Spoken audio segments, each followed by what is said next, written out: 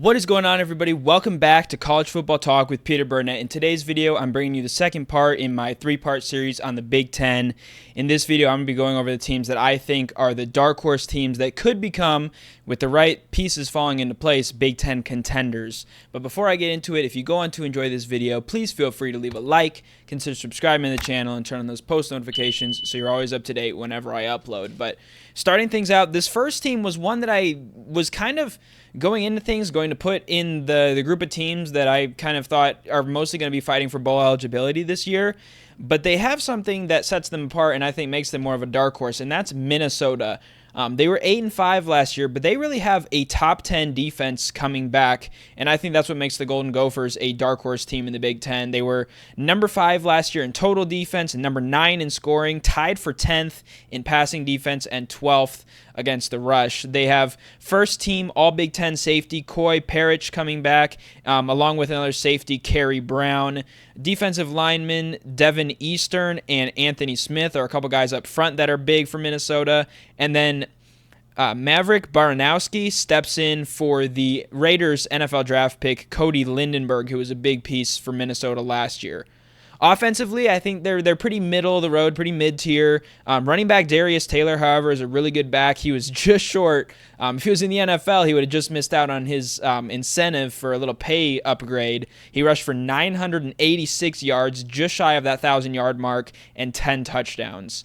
Quarterback Drake Lindsey is a promising redshirt freshman, especially within the Minnesota program. And then wide receiver Lameek Brockington is their key guy. But they're also going to be bringing in a good addition, Miami, Ohio transfer receiver Javon Tracy.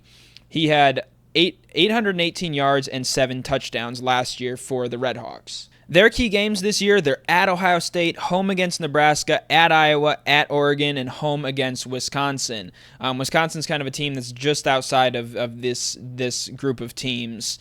Their schedule really, I think, is what keeps them out for the Badgers. I think those road games are going to be really tough to get by, but if they can get those home wins against the Cornhuskers and against the Badgers, I think there's a really strong chance they could go 9-3. And who knows, if they can steal one of those games on the road at Iowa, at Ohio State, and at Oregon, probably is unlikely to happen. If those were in Minneapolis, I'd give them a better chance there. But I think 8-4, and really I think there's a strong chance Minnesota could finish 9-3, which against that schedule could get them into a little bit of the playoff discussion. Coming in at number 10 is Iowa. They were also 8-5 last year, and the new quarterback coming in brings a lot of excitement for the Hawkeyes, which is the first time you've been able to get excited about Iowa's offense for really a long time, if ever. They also have one of the top offensive lines in college football. 3 guys who are definitely up there in kind of the postseason award consideration and preseason right now, I guess. Center Logan Jones, who shout out him. He went to one of the high schools I cover here in the Council Bluffs area, Lewis Central. Left guard Bo Stevens, and then right tackle Jennings Dunker.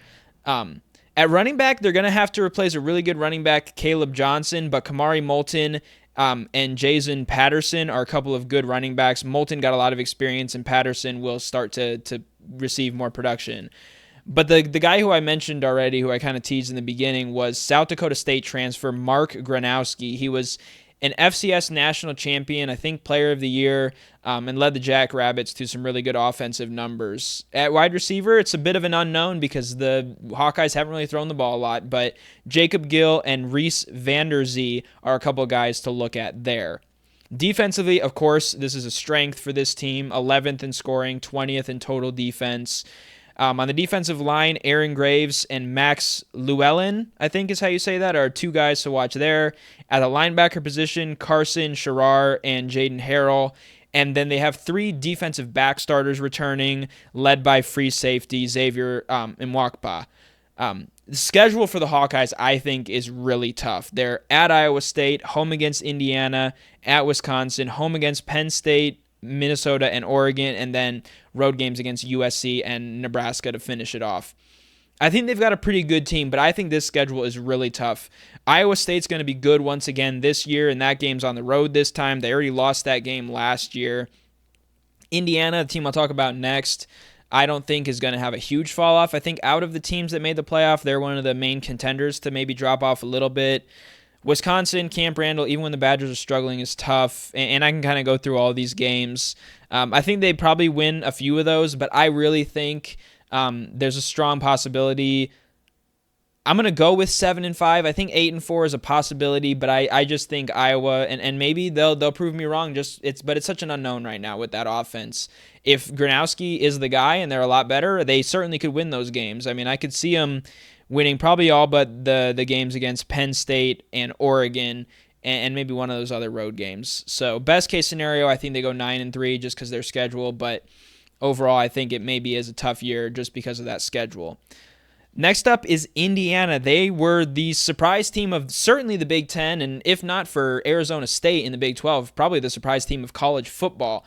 They were 11-2 with a college football playoff appearance, and Curt Cignetti proved that, yes, you can Google him, and in fact, he does win. I think he's proven himself now among the best coaches in college football. You know, he did well at James Madison, but going to a power conference and doing what he did last year shows that he certainly deserves to be in that discussion. They were the number 2 scoring offense, and they were number 1 in a few key defensive metrics. On that offense, Cal transfer Fernando Mendoza is coming in. He's an experienced quarterback replacing Curtis Rourke. They also have 3 of their 5 offensive linemen and a couple of transfers coming in to bolster that unit. And then wide receiver Elijah Surratt also returns. He put up some good numbers last year. They'll need to replace the production at running back, but overall the Hoosiers' offense should be pretty good again. Defensively, they were number 6 in scoring, and they ranked 1st against the run, 10th against the pass, and 2nd in total defense. So that puts them up there among the best, and that starts with defensive end. Mikhail Kamara, who had double-digit sacks, led the FBS with 68 quarterback hurries. Aiden Fisher at linebacker had 118 tackles. He's back. D'Angelo Pons at cornerback had 3 interceptions, and Amare Farrell is a really good safety coming back for the Hoosiers. Their key games, their schedule, outside of these 4, is pretty manageable. They're home against Illinois, at Iowa, at Oregon, and at Penn State. Those are some of the key games for Indiana. I think they reasonably can finish 9-3. Maybe if they lose that game to Illinois at home, I could see them beating potentially Iowa on the road. Oregon and Penn State are a couple tough games. I think their ceiling is probably 10-2 if they win both of those first 2 games I mentioned. Floor is probably 8-4 and maybe 7-5 if they lose one that we don't expect. Next up is Washington. They went 6-7 last year. Kind of the story there was somewhat of an expected fall off from a team that was a college football playoff national championship game finalist the year before. The way they're looking, Demond Williams Jr. had a big bowl game last year against Louisville. Jonah Coleman was a 1,000-yard rusher with 10 touchdowns. And then Denzel Boston had over 800 receiving yards and 9 touchdowns. Their offensive line is largely retooled. If you remember that 2023 team, I think it was the Joe Moore Award winner. They were the best offensive line in college football. This year, they're bringing in a really good group of transfers, which is kind of led by Kansas State left tackle Carter Willis. Defensively, they were really good, especially against the pass. They kind of struggled in other areas, but they were 2nd in the nation against the pass. Cornerback Ephesians Prysock is going to be leading that, but he's the only one returning in what's a pretty transfer-heavy group.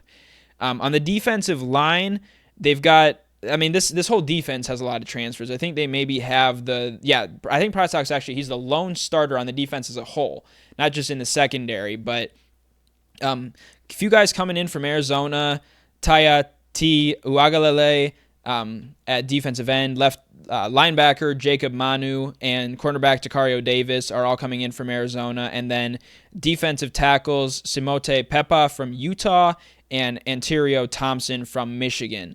Their games, obviously the Apple Cup at Washington State, home against Ohio State, at Michigan, home against Illinois, at Wisconsin, and home against Oregon. My projection for the Huskies, I think they finish 7-5, but I think they do have a potential to take a couple steps forward from last year and finish 8-4. I like what they have coming back on offense this year, and I think the defensive additions, if they can mesh, could make it a good season for Washington. Next up is USC. They really had their hopes brought up by quarterback Jaden Maeva, who really just kind of helped this team to a really strong finish last year. They won 3 of their final 4 games, and their only loss was to a Notre Dame team that was just playing with their hair on fire after that upset loss to Northern Illinois early in the season. And also for USC, for the Trojans, another big thing to look out for. 5 of their 6 losses last year were by one score, by 8 points or fewer. So that is a big thing for them. They had a number 10 passing offense that was led by Maeva.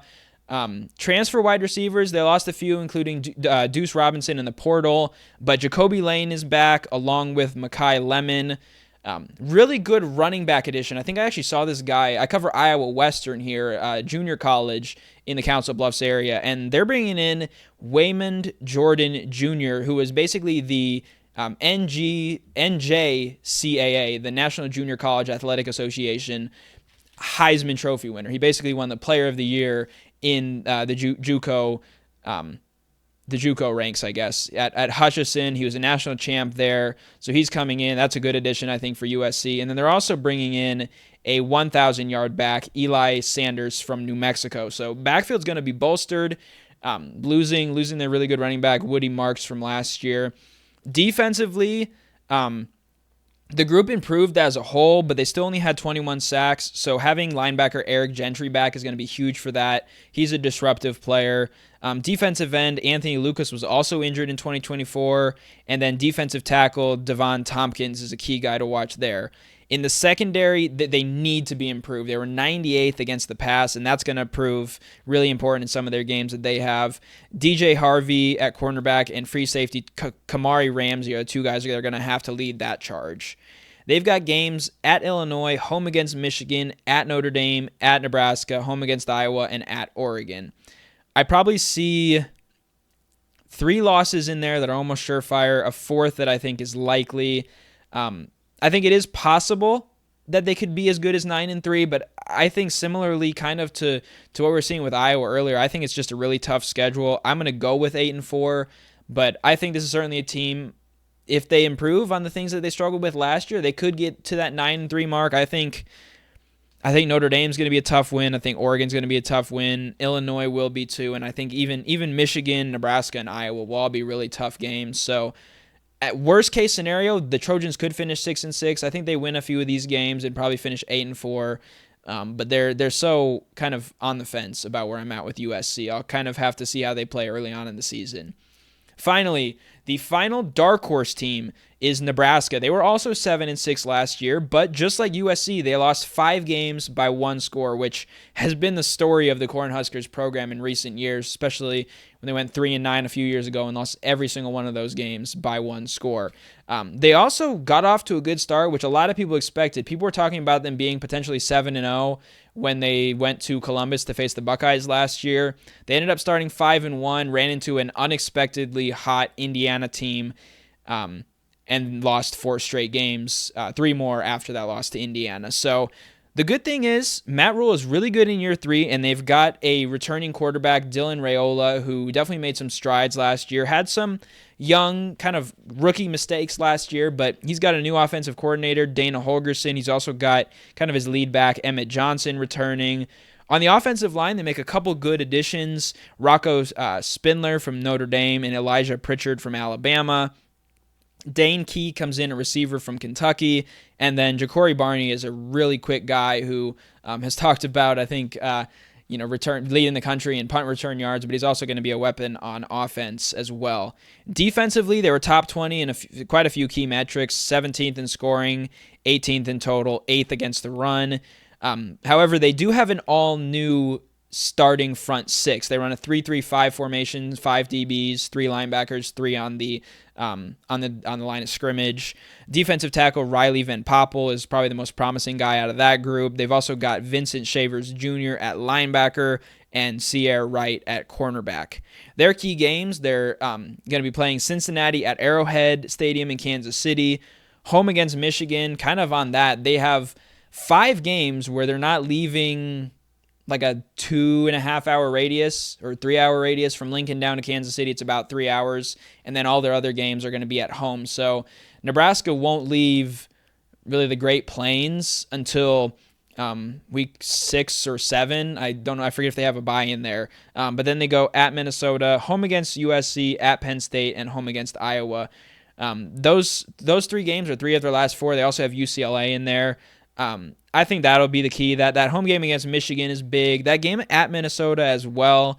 That could decide which of these teams going into that final stretch is in the postseason conversation. I would actually kind of circle that right now. If you're looking at games under the radar, I think Nebraska at Minnesota, I think that's maybe the first weekend of November or maybe the last one of October. That is going to be a key game to watch because the winner of that game, I think, will probably be around that maybe 1 or 2 loss range.